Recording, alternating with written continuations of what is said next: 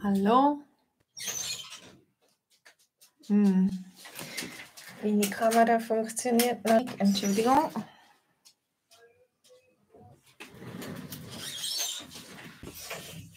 Nein, ist.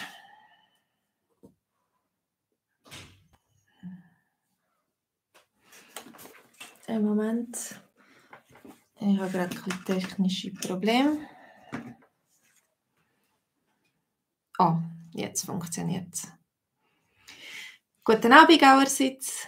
Ich begrüße euch ganz herzlich zu unserem heutigen Livestream. Das ist nur ein kurzer Livestream. Hallo Sair. Hallo SV. Schweizer. Wikinger? Nein, SV. Hallo Olivia. Schön sind ihr da. Ich begrüße euch ganz herzlich zu dem ersten Livestream im 2022, Entschuldigung. Ich bin ein bisschen hinterher mit der Zeitrechnung. Die Jahre gehen vorwärts und nicht rückwärts. Ja. Also heute ist schon der 2. Januar 2022 und ich hoffe, ihr habt alle schöne Silvester gehabt und einen guten Start im neuen Jahr. Hallo Francisco aus Brasilien. Hallo Kelsang. Schön sind ihr da. Hallo Sruti. Heute möchten wir uns kennenlernen auf Schweizerdeutsch. Also so Fragen stellen, dass wir uns kennenlernen können. Dass wir besser wissen können, wer der andere ist und wie er heisst und so weiter. Also zum Beispiel kannst du nach dem Namen fragen. Wie heissest du? Ich heisse Katrin. Und du? Wie heissest du? Oder wie heissen Sie? Ich heisse Frau Erni. Und wie heissen Sie? Aber ich bin mit meinen meisten Leuten da online bin ich per Du. Also wir tun gar nicht mehr so viel Sie brauchen wie früher. Ja, hallo around the globe. Kelsang, genau. Wenn du sagst, ich bin, dann musst du sagen, der Kelsang. Auf Schweizerdeutsch brauchen wir einen Artikel mit dem Namen. Also ich kann sagen, ich heiße Katrin, dann sage ich nur meinen Namen, aber ich bin die Katrin. Ja, also du bist der Kelsang, wenn du ein Mann bist, oder vielleicht ist es ein Frauenname, dann kannst du sagen, ich bin die Kelsang. Keine Ahnung, ist das ein Männername oder ist das ein Frauenname? Für mich ist das nicht so einfach. Genau, Olivia, du bist Olivia. Ich bin Olivia, genau. Die Olivia hat das richtig gemacht. Ja, oder der Francisco, das sieht aus, als wäre es ein Mann, sonst wäre es Francesca, ja. Also ich bin der Francisco. Der Francisco oder der Sahir. Ich bin der Sahir. Ah, du bist Kelsang vom Tibet, also du bist eine Frau. Okay, freut mich. Also vom Tibet, das ist auch so ein Bergungsland. Also du passest vielleicht gut zu der Schweiz, ja, mit ihren Alpen und Bergen. Ja, genau, das wäre die zweite Frage. Woher kommst du? Woher kommst du? Ich komme aus der Schweiz. Und du, woher kommst du? Wo bist du geboren oder aus welchem Land kommst du? Kelsang hat schon geschrieben, sie kommt aus dem Tibet, da könnte man auch sagen, aus dem Himalaya, sehr wahrscheinlich, ja. Oder Kelsang ist ein Mann, meint Olivia. Wenn Kelsang schreibt, ich bin Kelsang, dann ist das Feminin-Artikel. Wenn du ein Mann bist, Kelsang, dann nachher müsstest du sagen, ich bin der Kelsang. Also die Olivia hat vielleicht nicht recht, wenn sie sagt, du bist ein Mann. Hi zusammen, hi Eddie.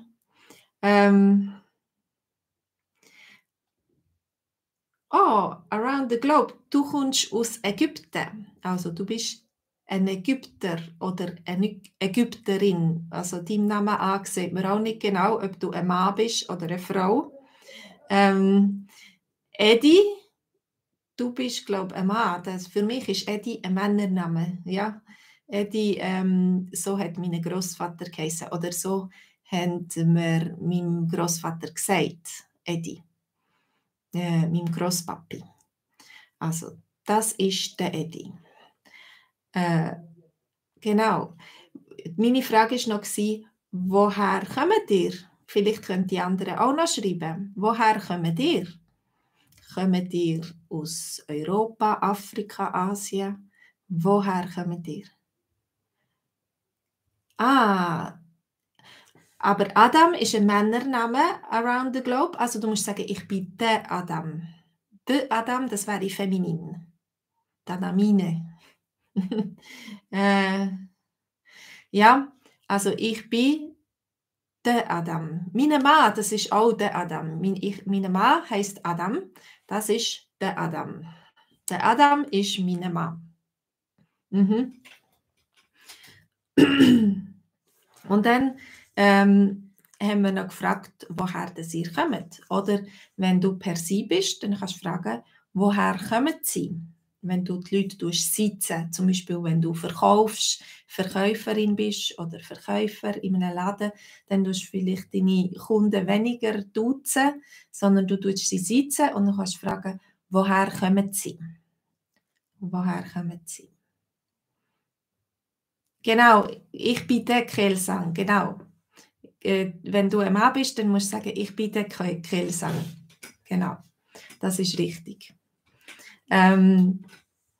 Eddie ist dein Spitzname, genau. Das ist Rufname, weil deine Name, du hast letztes Mal geschrieben, das ist ein längerer Name. Aber ich habe ihn schon vergessen, deinen ganzen Namen. Eduardo, genau. Eddie ist für Eduardo, Kurzform von Eduardo.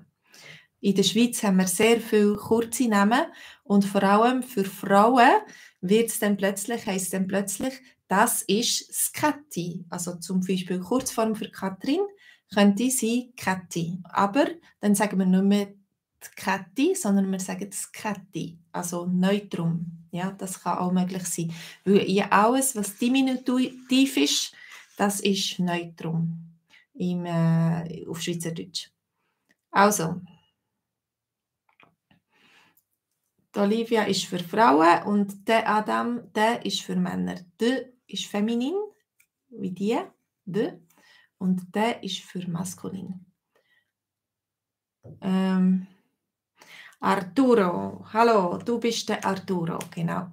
Woher kommst du? Woher kommst du? Es hat noch nicht so viel geschrieben. Also, Around the Globe hat geschrieben, dass er aus Ägypten kommt und Adam heißt. Ja. Der Kelsang hat geschrieben, dass er aus dem Tibet ist. Arturo, du kommst aus Mexiko. Wow, super. Bist du in Mexiko daheim oder bist du in der Schweiz daheim? Die Frage ist jetzt, wo wohnst du, wo lebst du?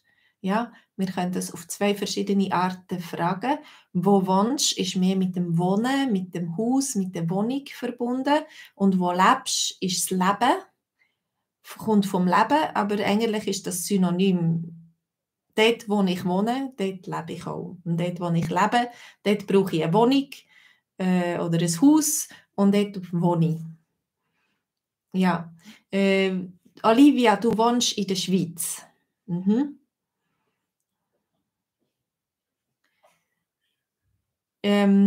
Stamme, Kai, du fragst, Stimme ist das, meine Stimme, das ist meine Stimme, aber du meinst abstammen. Ich stamme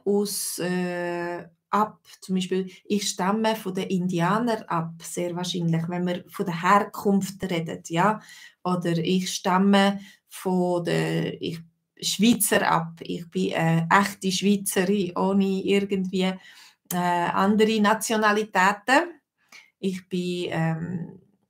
stamme von den Schweizer ab. Mein Stammbaum, der besteht eigentlich aus Schweizer. Aber zum Beispiel meine Kinder, die sind Schweizer Polen.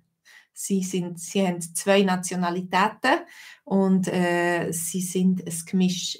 Also sie stammen nicht ausschließlich von Schweizer ab, sondern zu 50% noch von Polen. Genau. Also das ist Abstammung, deine Abstammung. Woher kommst du? Amir, du wohnst auch in der Schweiz. Ich gehe in die Schweiz in die Ferien oder ich gehe in die Schweiz, aber ich wohne in der Schweiz. Dann ist die Schweiz ist feminin, aber das ist im Dativ. Wo wohnst du? Ich wohne in der Schweiz. Ich wohne in der Schweiz, meine Eltern wohnen in der Schweiz, meine Brüder wohnen in der Schweiz, aber meine Schwiegereltern wohnen in Polen. Die meisten Länder, sagen wir in Polen, meine Freunde wohnen in Deutschland, meine Nachbarn nicht, die wohnen dort, wo ich wohne. Oder der Macron wohnt in Frankreich. Ja. Und du wohnst in der Schweiz, genau, Olivia, in der Schweiz. Das ist im Dativ. Oder wir können auch, die meisten Länder sind mit Deutschland, England, Russland, Polen, Italien, Griechenland, Ägypten, ja. Aber die Schweiz ist eine Ausnahme in der Schweiz. Ich wohne in der Schweiz. Ich komme aus der Schweiz und ich wohne in der Schweiz. Genau, aber in Frankreich. Oder in Kanada, aber in den USA oder in Amerika. Das ist beides möglich. Wenn du Amerika sagst, dann sage ich wohne in Amerika oder ich wohne in den USA. USA, das ist Plural in den Vereinigten Staaten von Amerika. Darum ist es dann plötzlich in den USA. Amir, du wohnst in der Schweiz und du kannst sehr gut Hochdeutsch reden, aber Schweizerdeutsch kannst du noch nicht gut. Also ich lade dich ein zu unserem Kurs. Morgen am Abend haben wir eben das Thema «Sich kennenlernen». Da unten hast du einen Link, du kannst darauf drücken. Es ist und du kannst dich auch einschreiben für einen 30-tägigen Gratiskurs zum Mitmachen und schauen, ob dir das gefällt, ob das etwas für dich ist. Ich wohne in der Schweiz. Edi, du wohnst auch in der Schweiz. Arturo, du wohnst im Thurgau. Schön. Ich glaube, dem sagt man Mostindien in der Schweiz. Also es gibt ein anderes Wort für den Thurgau. Und im Thurgau hat sehr viel Früchte, werden Früchte abgebaut. Und darum sagt man dem Mostindien. Most ist ja Apfelsaft. Und Arthur, du kommst ursprünglich aus Mexiko. Vielleicht stammst du von den Azteken ab. Ich weiß nicht, kommen die Azteken aus Mexiko? Und du bist vor 3 Jahren in die Schweiz gekommen. Und jetzt hast du endlich ein Video gefunden, wo du Schweizerdeutsch kannst lernen. Auf meiner Homepage Swiss German Online hat es ganz viele Videos. Und es hat eben auch den Kurs, wo du kannst mitmachen und dich einschreiben. Und dafür hast du den Link. Schau mal rein, dort findest du noch ganz viel mehr Sachen. Hallo Spongedev, du kommst aus Indien, also liebe Grüße aus Indien. Spongedev, wie heissest du? Wir haben vorher den Namen gesagt. Ist das, wenn du ein Mann bist, dann kannst du sagen, ich bin der. Zum Beispiel da haben wir den Adam, der zuschaut, oder den Kai oder den Edi. Oder du kannst sagen, ich bin die Eva, zum Beispiel, oder die Katrin, ich bin die Katrin. Ja? Wir sagen Artikel mit den Namen.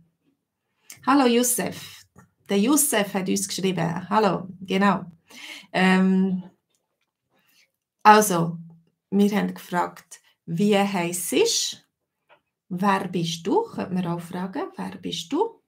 Woher kommst du? Wir haben schon Leute da aus ganz vielen verschiedenen Ländern der Welt, aus Mexiko und dem Tibet und nein, Frankreich hat Olivia geschrieben, aber die Olivia kommt nicht aus Frankreich, glaube ich, ja.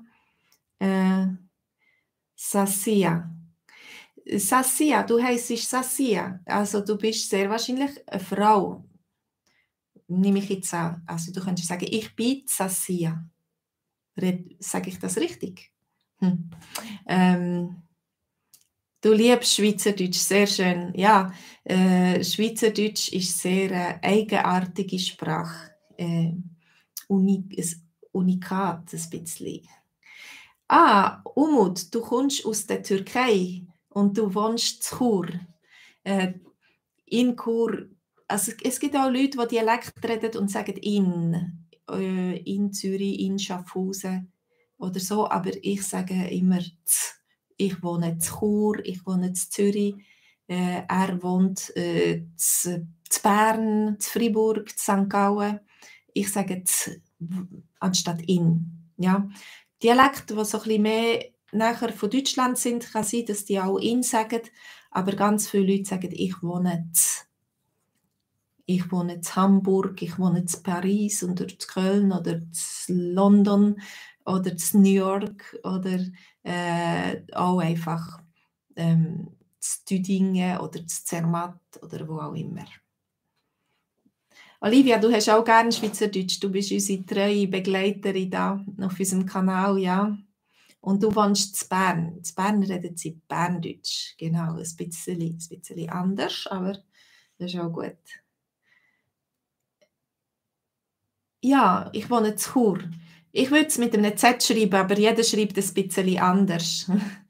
Ich wohne in Chur, genau, Umut. Umut. Ist das dein Vorname, Umut? Oder ist das dein Nachname, dein Familienname?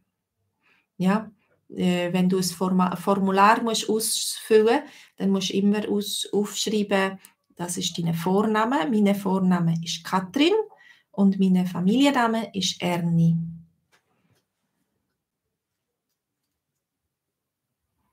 Aha, Sassia habe ich richtig ausgesprochen, aber das ist ein Männername. Da liege ich falsch. Nicht alles, was mit A endet, ist ein Frauenname. Genau. Also du bist der Sassia.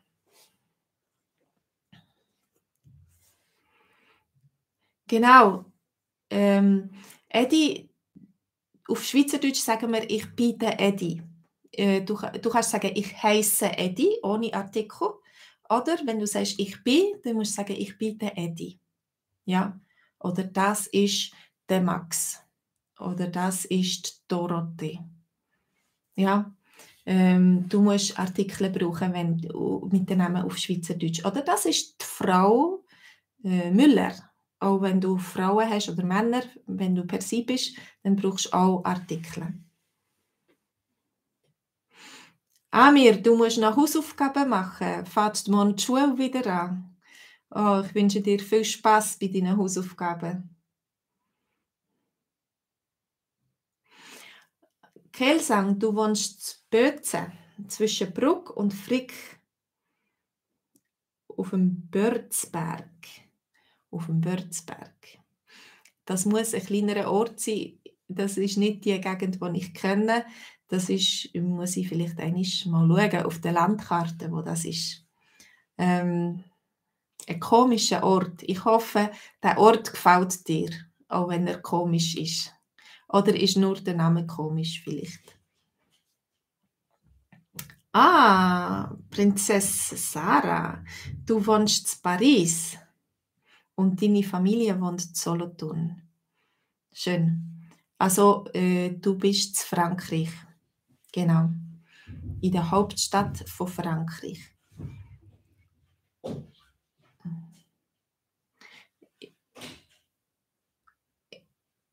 Genau, Edi, du versuchst die Artikel zu brauchen. Das sind die Artikel vom Hochdeutschen, ja, und auf Schweizerdeutsch ist nur der. Aber die Berner sagen, ich bin der Peter. Ja, also ich weiß nicht, aber du wohnst, glaube ich, nicht zu Bern, oder? Genau, Olivia, du weißt auch nicht, wo der Kelsang wohnt. Okay, also wie lange lebst du schon in der Schweiz? Einige haben das schon gesagt, einige haben das schon geschrieben. Aber wenn du jemanden kennenlernst, der vielleicht nicht aus der Schweiz ist, dann kannst du fragen, wie lange bist du schon da? Wie lange lebst du schon in der Schweiz? Oder wie lange bist du schon verheiratet? Ich bin zum Beispiel, ich habe einen Mann. Ich bin verheiratet mit dem Adam. Das ist der Adam, mein Mann. Und wir sind schon 21 Jahre verheiratet. Ja, wir haben vor 21 Jahren geheiratet.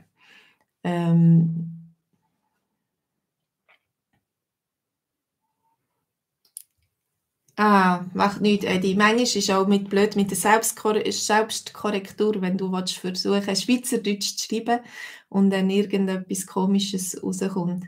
Olivia, du bist schon 10 Jahre verheiratet. So lange bist du schon verheiratet. Das ist auch gut. Ja, meine ersten Kind, mein ältester Sohn, ist schon erwachsen. Er ist schon 18 gewesen. Oder man muss vielleicht unterscheiden, er ist volljährig, aber noch nicht ganz erwachsen. Ja, aber gesetzlich gesehen ist er volljährig. Er darf Auto fahren, er darf abstimmen, er darf Alkohol trinken. Kelsang, du bist schon 6 Jahre in der Schweiz. Ich hoffe, du hast dich gut eingelebt in diesen 6 Jahren. Schön. Und dann haben wir vielleicht noch eine Frage. In dem Film morgen tun wir auch, oder in der Geschichte morgen geht es auch darum, dass sich 2 verlieben. Princess Sarah, du bist noch nicht verheiratet, du bist noch ledig. Also ledig heisst einfach, du bist nicht verheiratet. Und wenn du möchtest sagen, dass du allein bist und keinen Freund hast, dann kannst du sagen, ich bin Single. Dann kannst du das englische Wort brauchen. Ledig ist ganz technisch, du bist nicht verheiratet, aber vielleicht hast du schon ganz lange einen Freund oder einen Partner oder so. Oder wenn du keinen Freund hast und noch jung bist und so, dann kannst du sagen, ich bin Single. Business Trips, das sind Geschäftsreisen, Kai.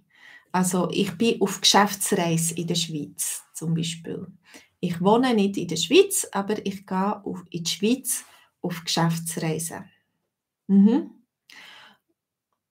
Und in dem Film oder in dem Dialog, den wir morgen haben, geht es auch darum, dass wir einander Liebe erklären, dass man sagen kann, ich habe dich gern, ich liebe dich. Und auch die Frage, willst du mich heiraten? Willst du mich heiraten? Das kommt morgen auch in unserer Geschichte. Also ganz romantisch und kitschig vielleicht für einige. Genau, Princess Sarah, du kannst sagen, ich bin Single. Wenn du das möchtest sagen. Ich habe keinen Freund. Ja? Wenn du sagst, ich habe keinen Freund, oder wenn du sagst, ich habe einen Freund, dann heisst das, du hast einen Boyfriend. Ja, ich habe einen Freund. Oder wenn du sagst, ich habe keinen Freund, dann hast du keinen Boyfriend. Aber du hast Freunde. Generell hast du sicher Freunde. Ja? Und genau das Gleiche ist, wenn Männer sagen, ich habe eine Freundin oder das ist meine Freundin, dann ist das Girlfriend. Oder wenn jemand fragt, willst du meine Freundin sein? Wenn ein Mann fragt, ja, willst du meine Freundin sein? Dann nachher heisst das, möchtest du mit mir gehen? Möchtest du mit mir ausgehen?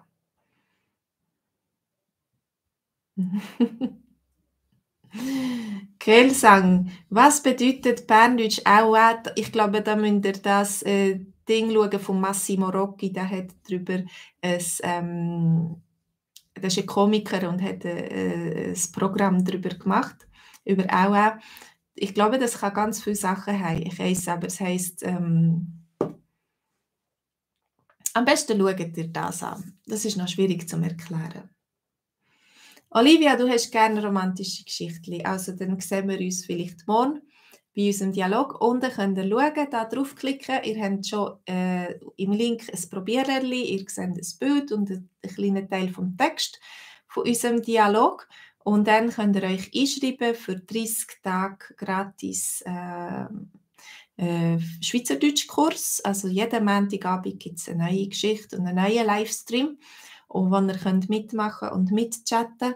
Und dann könnt ihr sehen, ob das ein gutes Niveau ist für euch, ob das gut ist für euch.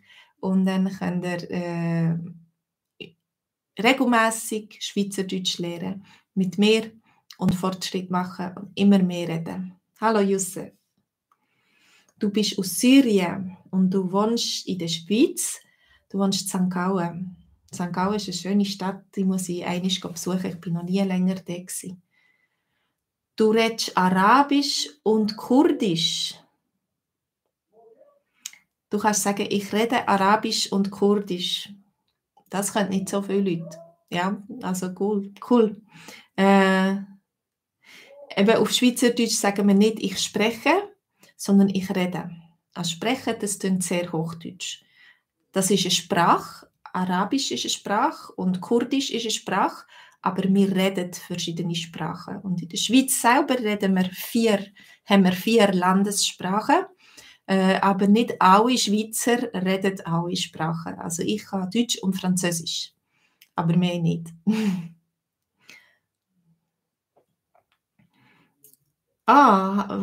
Walid, du kommst von Thun. Ja, du hast noch allen ein gutes Neues gewünscht. Genau, ich möchte mich diesen Wünschen anschliessen und möchte euch auch noch einen guten Start im neuen Jahr wünschen. Heute ist erst der 2. Tag, dann kann man das schon noch. Und dass ihr ganz viel und ganz schnell könnt Schweizerdeutsch lernen.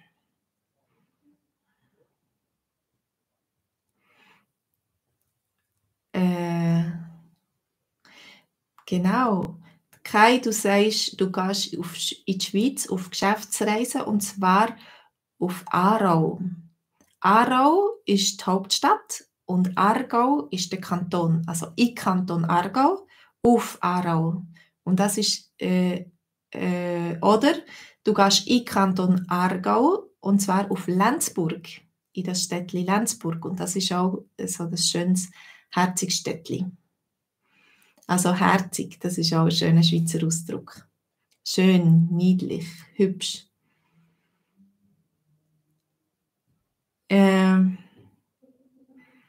Aua, Bern. Aua, das gibt es doch nicht, oder ich glaube es nicht, ja.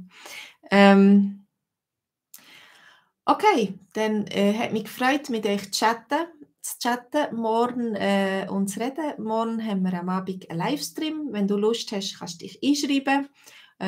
Ich wünsche dir auf jeden Fall viel Erfolg mit dem Schweizerdeutsch. Alles Gute in diesem neuen Jahr.